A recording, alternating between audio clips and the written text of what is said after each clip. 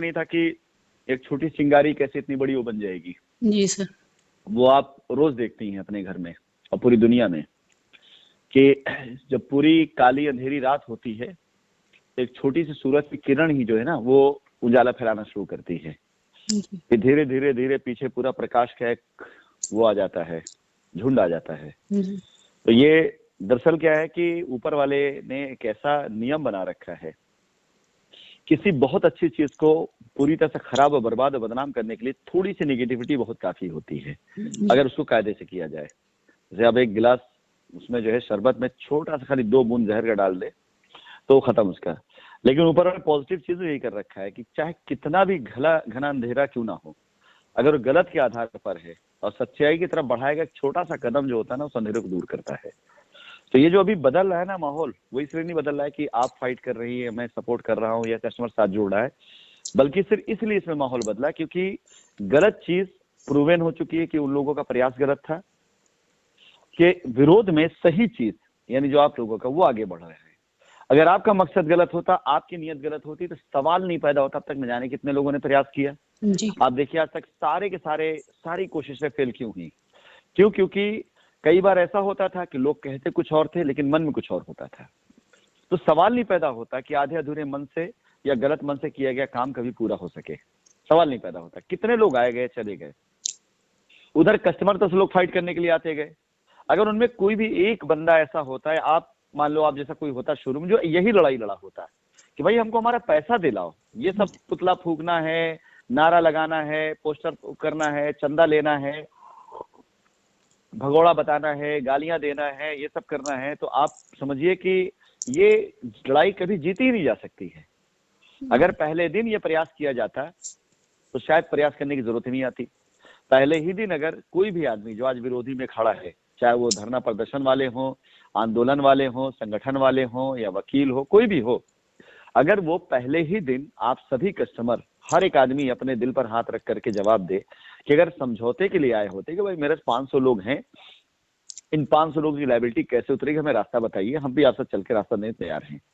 और जो होता दोनों तरफ, दोनों पक्ष का देखा जाता है। जो जमीन पहले दिखा करके, जिन जमीनों की साइट विजिट करा करके, वहां पे भूमि पूजन करा कर, जागरण करा करके, कस्टमर को संतुष्ट करके वहां पर बुकिंग कराएगी, वही जमीन को लोग कहने लगे तालाब में है, जंगल में है, अंधेरे में यहाँ वहां है। आप याद करिए कि 2019 में, 2020 में जब ये जमीन की बात की गई तो लोग क्या कहते थे? यही कहते थे ना कि अरे जंगल में कौन जाके लेने के लिए, जमीन की कीमत 2 कौड़ी की नहीं है।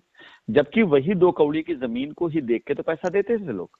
साइंस सिटी का जो साम्राज्य था, जमीन ही तो थी जी। पहाड़ पे हो, चाहे जंगल में हो, चाहे नदी में हो, कहीं पे भी हो, वही तो देख के लोग पैसा देते थे जी।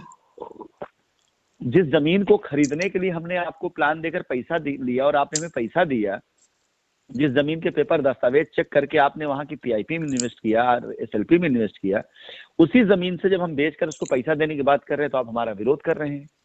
तो क्योंकि उनका मंशा, उनकी नीयत गलत थी उस टाइम पर, इसलिए न तो उनका आंदोलन परवान चढ़ पाया, और जो हमारे लोग थे उनमें सब के सब आते तो जरूरी कहने सर हम मिल के लायबिलिटी खत्म कर देंगे, लेकिन बीच में क्या था? फाइनेंस था, पैसा था, और पैसे का लोभ, पैसे का लालच कस्टमर से बेईमानी कराता था। तो बात वही कि एक गिलास पॉजिटिव पानी के अंदर 2 बूंद अगर उठा करके जहर डाल दिया तो जहर बन ही जाएगा। तो हमारी भी कोशिश निस्वार्थ होती थी, लेकिन लोग स्वार्थ डाल देते थे। उधर कस्टमर भी निस्वार्थ जुड़ता था लोगों के साथ में, लेकिन लोग जो है अपना स्वार्थ डाल देते थे। पहली बार ऐसा हुआ है, जैसे अब कहा जा सकता है कि अभी आपने बोला ना कि ऐसा सोचा नहीं था। एक्चुअली हकीकत में हमने भी कभी ये नहीं सोचा था कि ऐसा होगा। आपसे बातचीत होती थी सिर्फ इसलिए कि आप जो है, एक उम्मीद थी उन 60-65 लोगों की रिट पिटीशन की जो डाला गया था लखनऊ में। तो मुझे लगता है चलो आपके जरिए कुछ लोग कन्वर्ट, कई बार हमने कोशिश करी, कई बार आपके जरिए मैंने मौका दिया कि आप कहिए तो मैं सबका वो करा दूंगा, और अगर आप विड्रॉ कर लेते हैं, मैंने आपको मौका दिया कि चलिए हम सबके लिए जमीन बना करके पैच बना के दे देंगे। ये सब बात होती थी आपसे हमारी जो लगातार जी। और जब इस बार बातचीत का क्रम थोड़ा सा और आगे बढ़ा, दिखाई देने लग गया कि कोई भी कस्टमर, कोई भी वो अभी तक ये नहीं समझ पा रहा है कि ये वकील लोग हक की बात क्यों नहीं कर रहे हैं, पैसे की बात क्यों नहीं कर रहे हैं, ये लोग बार बार खाली ये सब बातें क्यों कर रहे हैं। वो आपसे बातचीत हुई और अब ये कह सकते हैं कि अगर हम ऊपर वाले की ताकत पे भरोसा करते हैं तो इनमें से कई चीजें ऐसी हैं जो शायद मेरे ख्याल से ऊपर वाले नहीं रचा है। जी एकाएक ये ख्याल आ जाना, भाई ये जब दो पार्टियां होती हैं और नियत खराब होती है तो दो में से एक तो बेईमान होता है, जी या तो ग्राहक बेईमान होता है कंपनी से वसूलना है, या कंपनी बेईमान होती है ग्राहक को नहीं देना है। लेकिन यहाँ दो को दोनों एक ही प्लेटफॉर्म पे खड़ी है कि हमको देना है, ग्राहक को पाना है। जी यही लड़ाई लड़ रहे हैं, लेकिन हमारी बात आगे पहुंचाने वाला कोई नहीं है। जब देखो तब फालतू बात, जब देखो तब फालतू बात, जब देखो फालतू बात हो रही है। नहीं, तो आपकी थोड़ा आज सा इम्प्रूवमेंट भी किया गया। इम्प्रूवमेंट ये किया गया कि पहली चीज तो हम ये कहेंगे ही नहीं कि कोई कस्टमर अपना 1 रुपया दे।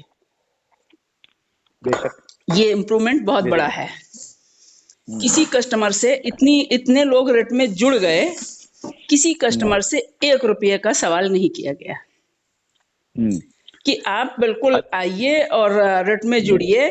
और हम तो आपको बता दें सर, कहना नहीं चाहिए, ध्यानचंद ने जो कार्य किया, हमने ग्रुप पे लिखा भी, बेचारे मतलब सारे लोग लग के काम कर रहे हैं खुद। अब वो पुलिस के बंदे हैं ध्यानचंद जी, और वो अपने जो यूनिफॉर्म नहीं पहने थे लेकिन अपनी कैप लगाए थे। और उनकी कैप ने इतना मजेदार काम किया कि सर पूछो नहीं। वो जितना, और उस दिन भीड़ इतनी भीड़ कि हमको लग रहा है 200-300 से ऊपर लोग लाइन में, और वो बेचारे जाएं और फट से 5-6 लोगों को 10 लोगों को पकड़े और वहां से करा लाए, फिर जाए फिर करा लाए। हमने कहा ध्यानचंद जी क्या है, ईश्वरी मदद है। ये बताया ना, जब भगवान श्री कृष्ण को जन्म लेना था तो जेल के ताले अपने आप खुल गए, बेड़ियां अपने आप खुल गई, लोग अपने आप सो गए, और एकदम यमुना जी जो है उफान मार रही थी, एकाएक वो नीचे चली गई। और आपको एक चीज और बताएं, एक बदलाव और बताते हैं आपको। देखिए, हमेशा जब भी कोर्ट में कुछ होता था तो ये वकील बाहर निकलता था, बाहर निकल के वकील जो है अपने वॉल पर अपडेट डालता था हमेशा कि आज ये हुआ, आज वो हुआ, बड़ा तुर्रम खान पना करता था। इस बार क्या किया, इस बार उसने अपने साथ 2 लोगों की फोटो डाली और लिखा मेरे साथ पहचान कौन, किसी ने भेजा। अब ये भाई साहब जिनकी फोटो छिपा के डाले, ये भाई साहब के बारे में बताऊं मैं आपको, ये आपके मतलब आप तो समझ ही रही हैं, मैं भी नाम नहीं लूंगा, खाली इतना इशारा काफी है कि ये कल के पैदा हुए बच्चे आज जो है जिनके जरिए बने हैं, जिन्होंने सिखाया पढ़ाया अंदाज तरीका बातचीत करने का हर एक चीज उन्हें। इन भाई साहब की कहानी मैं बताऊं आपको, नेपाल जेल में हम लोग के साथ में थे, और नेपाल जेल में सुप्रीम कोर्ट के अंदर हम लोगों की सुनवाई चल रही थी कि वहां से हम लोगों के तो हाउस अरेस्ट दिया चाहे जो किया जाए, सारा मुकदमा सब कुछ एकदम प्रॉपर चल रहा था। ये भाई साहब अपनी वकालतनामा लगा करके जो इंटरव्यू के बाद बहस करने चले गए, मतलब इन्होंने लगा दी वकालतनामा कि हम भी वकील है, बहस करने चले गए, सबकी जमानत कैंसिल हो गई। अब उनको ये वकील साहब जो लगा कर वॉल पर फोटो लिखते हैं पहचान कौन, और नए प्लेयर की पिटीशन में एंट्री ले, ये तो हम लोग के साथ जो है नेपाल जेल के अंदर बंद थे और बहस करने चले गए, खाली अपना वकालतनामा लगाकर नेपाल में सुप्रीम कोर्ट के अंदर। और सुप्रीम कोर्ट के जज ने परमिट भी कर दिया, ठीक है भाई बोलो, और जब ये बोले तो ठीक से बोल भी नहीं पाए। उसके बाद जज ने क्या किया, और भी कई तथ्य थे, कई प्रूफ थे, उसके बाद जज ने जमानत रद्द कर दी हम लोगों की। तो अब जब हारने वाला मैच है, जब हारने कगार पे आ चुके हैं, तो ऐसे बच्चों को लेकर के आ रहे हैं, फोटो खिंचवा के डाल करके लगाने के लिए, पहचान दे रहे हैं कि लो पहचान लो। कल जब कंपनी के कस्टमर मुकदमा जीत जाएंगे, कल जब ये फैसला हो जाएगा यहाँ कंपनी देना चाहती थी और कस्टमर भी तैयार थे लेने के, तो कौन कौन लोग ऐसे थे जो विरोध में खड़े थे, ये पहचान दे रहे हैं आज की तारीख में। ये बदलाव अब देखिए, मतलब उस वॉल पे लिखने के लिए अब ये नहीं आया है कि हाँ न्यायालय में ये हो गया, कोर्ट ने फटकार लगाई, एजेंसी ने ऐसा किया, एजेंसी ने वैसा किया, पता नहीं क्या क्या किया। अब वो फोटो डाल करके पहचान कौन, पिटीशन में नया प्लेयर मेरे पास आया तो मैंने कहा ये मतलब अजीब, ये मतलब इसको हम वो लफ्ज नहीं इस्तेमाल करना चाहते हैं, लेकिन इससे मिलता क्या, इससे कस्टमर क्या मिलने वाला है। एक और मजेदार घटना बताऊं जो आपको बताई नहीं गई। मैं ऑलरेडी सुप्रीम कोर्ट के अंदर जो है वो सॉरी हाई कोर्ट के अंदर थी, सीजे के मतलब जो सुनवाई के लिए बना हुआ है वहां। उस समय के किसी व्यक्ति ने हमें धमकी भरा मैसेज भेजा। सही बात है। और मैंने जब बाहर निकली तो वकील साहब को मैंने वो मैसेज दिखाया, तो उन्होंने कहा इसका स्क्रीनशॉट लेके रखो, क्योंकि ये हाई कोर्ट के अंदर किया गया है, टाइम है इसमें। और चूंकि गेट पास हमें ये बताता है, कैमरे लगे हैं कि मैं अंदर बैठी हूँ। और वहाँ हाई कोर्ट के अंदर धमकी देने के लिए किसी ने मैसेज किया, तो अगली सुनवाई में वो मैं लगाऊंगा। बहुत बहुत बहुत बड़ा पॉइंट है ये, मतलब ये हकीकत में कि अगर आप अपने हक के उससे गई हैं और ये मैं बिल्कुल तो एक तरह समझ। मैंने तो रेट डाली, और मेरा सभी कस्टमर से एक आग्रह भी है कि जिसका मन कर रहा है कि हम सुनवाई से अपडेट हो, बहुत सारे लोग कह रहे हैं, मैसेज दे रहे हैं, मैं बारी बारी सारे लोगों को भेज दूंगी। एक बार एक साथ 10 लोग जाओ, क्या दिक्कत है? अपनी सुनवाई को अपने आप देखो कि आखिर है क्या, अभी तक हो क्या रहा था। और जितने लोग सुनवाई के लिए पहुंचोगे, शायद उतनी जल्दी हम केस जीत जाएंगे। अगर अब तक हम लोग सुनवाई के लिए गए होते पहले, जिन लोगों ने डाला है, तो शायद ये बवाल ही न होता। एक्चुअली आपका केस जो rare of the rare case बन जाएगा, बताऊं आपको। जी इसमें ये दरअसल PIL है, इसके टेक्निकल पॉइंट में बात कर लेता हूँ। जी PIL का फुल फॉर्म मैंने बताया भी था आपको पहले, पब्लिक इंटरेस्ट लिटिगेशन, जी जनहित याचिका, जी जिसमें जनता के हित का, तो इसमें जो पार्टी जनता ही तो है ना, जी कोई वकील नहीं है, जी कोई जनता के हित की चीज है ये। और जनता के हित की सुरक्षा करना सबसे पहला कर्तव्य है पुलिस फोर्स का। अगर वहां से कहीं कुछ मामला बड़ा हो गया, पुलिस नहीं संभाल पा रही तो एजेंसी का, एजेंसी के ऊपर अगर आ जाते हैं वहां से तो न्यायपालिका का। तो ये सारे के सारे, चाहे न्यायपालिका हो, चाहे एजेंसी हो, चाहे कोई भी संस्था हो, इसकी जिम्मेदारी है जनता के हित की रक्षा करना। अब जब जनता ही आकर खड़ी हो जाएगी और ये बोलेगी कि हमने आपको अपने हित की रक्षा करने के लिए हमने अपील की, लेकिन आपने तो उल्टा ही हमारे हित को अनसिक्योर कर दिया। जनता कौन है?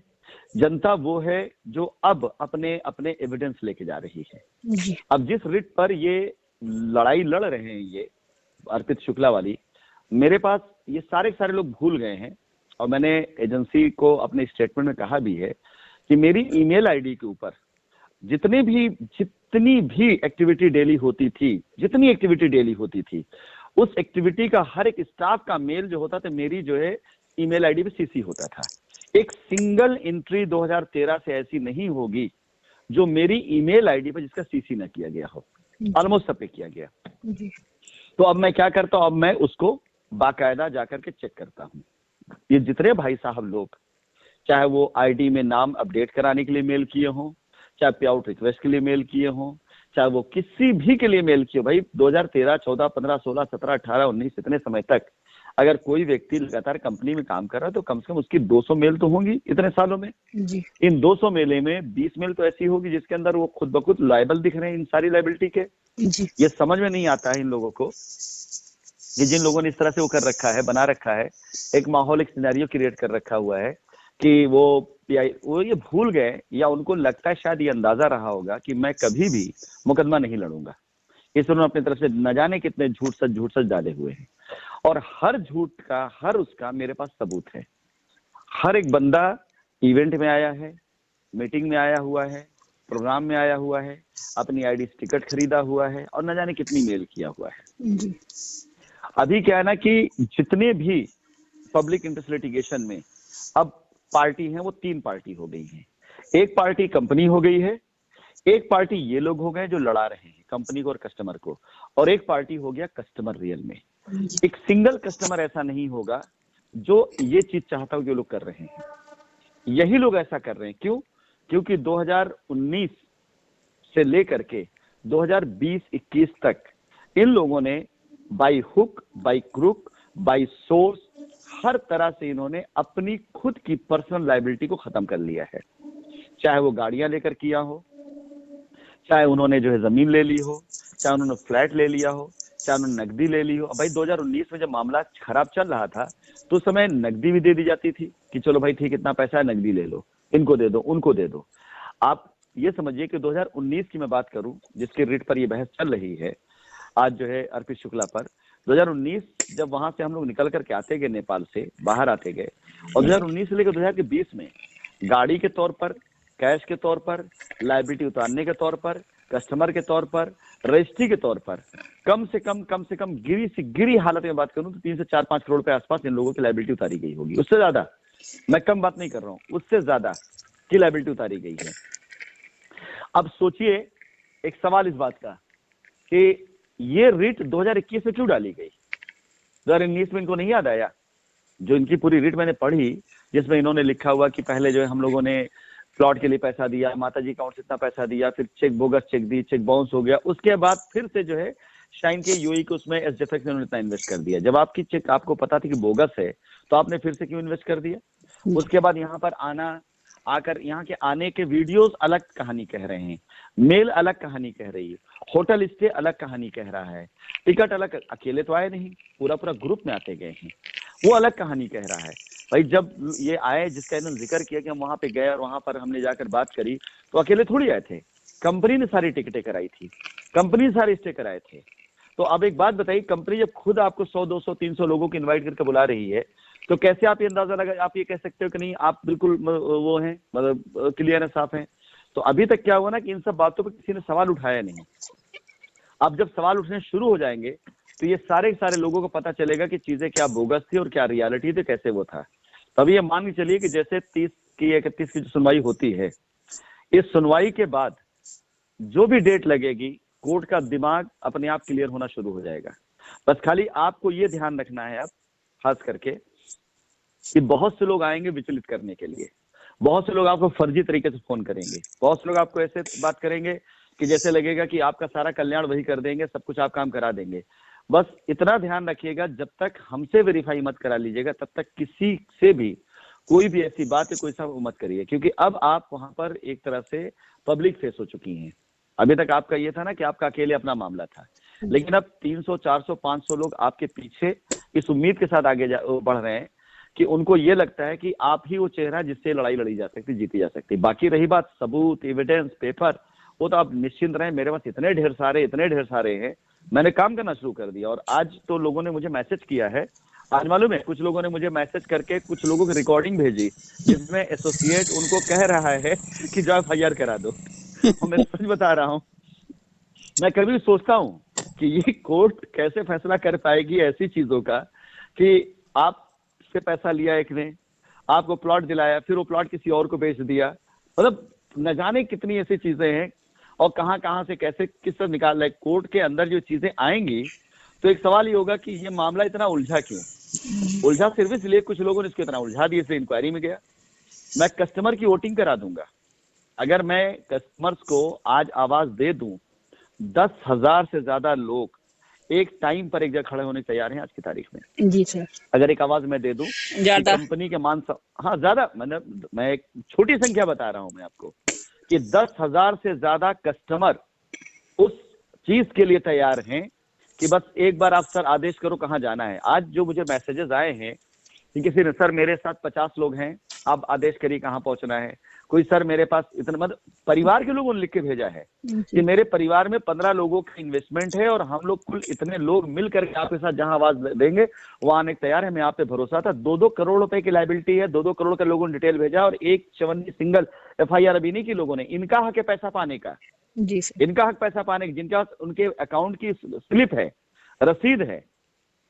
इनको कहा गया कि जाओ एफआईआर कर दो, फिर भी इन्होंने एफआईआर नहीं किया और कोई एसोसिएट इनको पकड़ के नहीं लाया एफआईआर कराने। क्यों पैसा कंपनी अकाउंट में गया था, वहां एसोसिएट गर्दन नहीं फंसी थी। एफआईआर मैक्सिमम उस कस्टमर से कराई गई जिसका पैसा लोगों ने अपने अकाउंट में लिया है, जी जी, जिसका पैसा लोगों ने अपने, यही अर्पित शुक्ला की पीआईएल में जो डाला गया है 10-15 लाख रुपए, 20 लाख रुपए के ऊपर के डिटेल नहीं दिया गया है। आखिरी मेल मेरे पास 2019 की है, मैं तो शेयर करूंगा अगर जरूरत पड़ जाएगी ग्रुप के ऊपर। एक पेपर मैंने देखा था, मैंने रिटको खुद ही स्टडी किया था। कल थोड़ा समय मिला था, बस ऐसे ही उल्टा था। तो हमारे पास जब साइंस सिटी मतलब काम करना बंद कर दी थी, उसके बाद एक फोन आया था प्रधानमंत्री आवास योजना वाला कि उसमें प्लाट ले लो। अब हम साइड में ये भी काम कर रहे हैं ताकि जो है आपको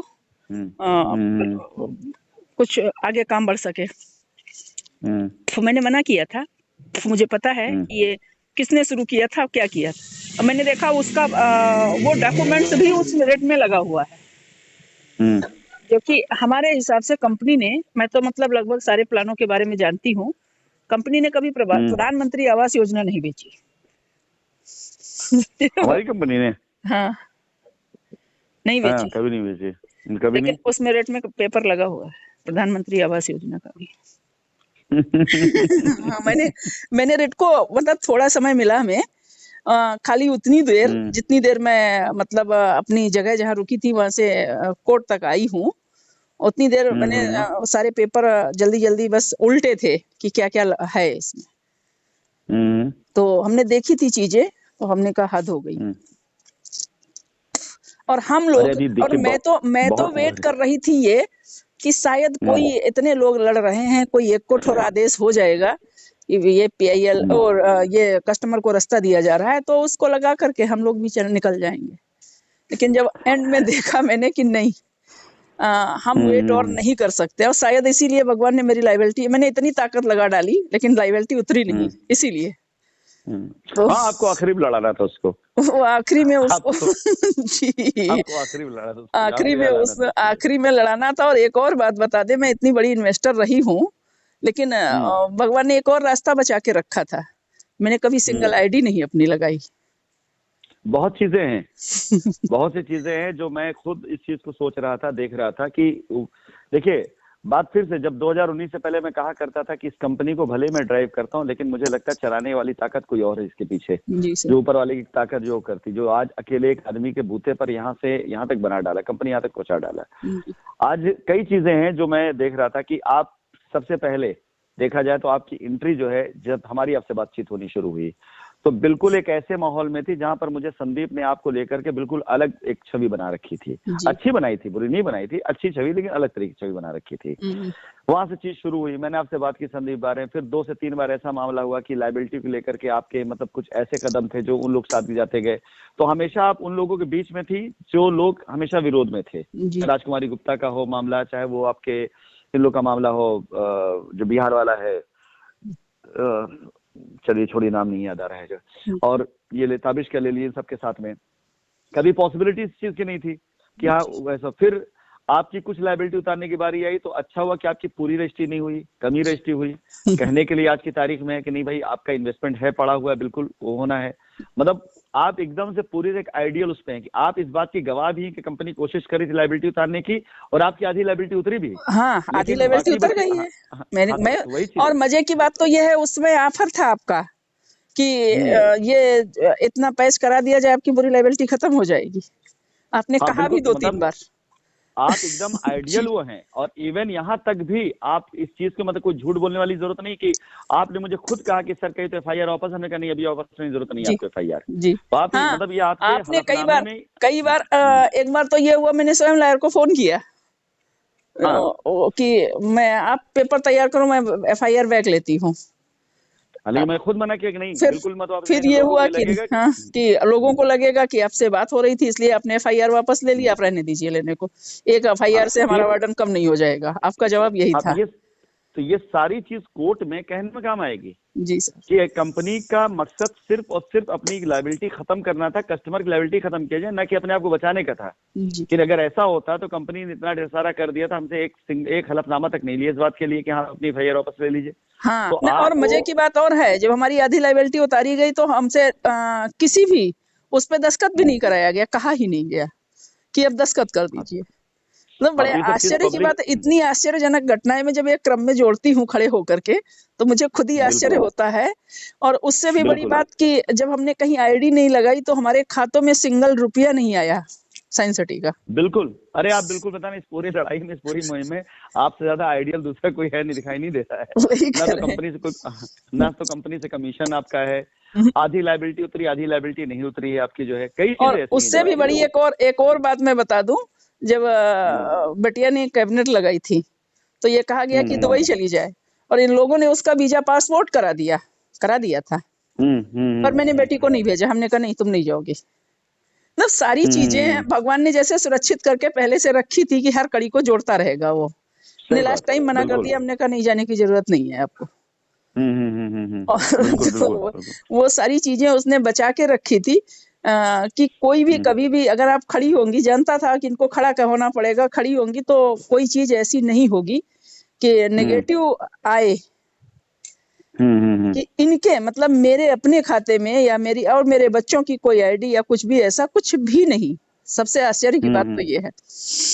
खैर सर, अब मैं ये कहूंगी कि कस्टमर जो है पूछ रहा है कि उसमें रेट में जुड़ने का तरीका क्या है, तो मैं ही बता रही हूँ। नहीं, अभी नहीं डेट आएगी, मैं बता रही हूँ उनको ये प्रिपेयर हो जाना है कि अपने आधार पे अपनी वो लायबिलिटी लिख लें बैक में, या आधार के साथ में अगर कोई प्लेन पेपर पे लिख रहे हैं तो उसको स्टपल कर लें साथ।